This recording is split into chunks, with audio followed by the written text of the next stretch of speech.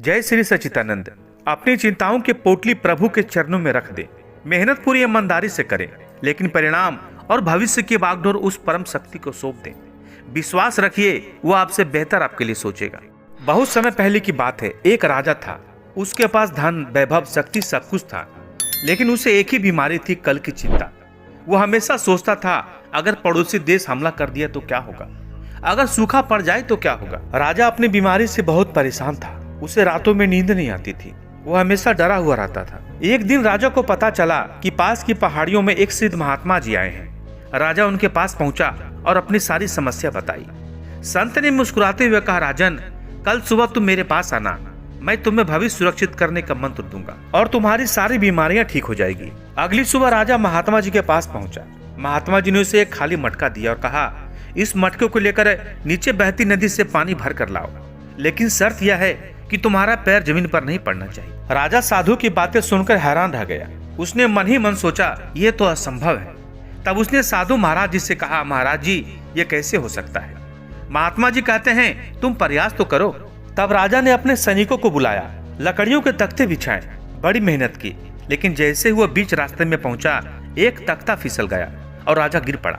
वह गुस्से में संत के पास पहुंचा। राजा ने महात्मा जी से कहा, महात्मा जी, आप जो हमें करने के लिए कह रहे हो, यह तो हो ही नहीं सकता है, और इससे हमारी बीमारी से क्या मतलब। आपको जो कहना है, जो करना है, वो सीधे सीधे कहो। महात्मा जी कहते हैं, राजन, शांत हो जाओ और मेरे पास बैठो। तब महात्मा जी ने उसे शांति से समझाया कि राजन, तुम खुद ही रास्ता बना रहे थे और खुद संतुलन भी बना रहे थे, इसलिए गिर गए। अब जैसा मैं कहता हूँ वैसा करो, वही तुम्हारी बीमारी का इलाज है। तुम अपनी आंखें बंद करो और मेरे कंधों पर अपना हाथ रख लो। अब मैं तुम्हें जैसे ले जाऊं वैसे मेरे साथ चलो।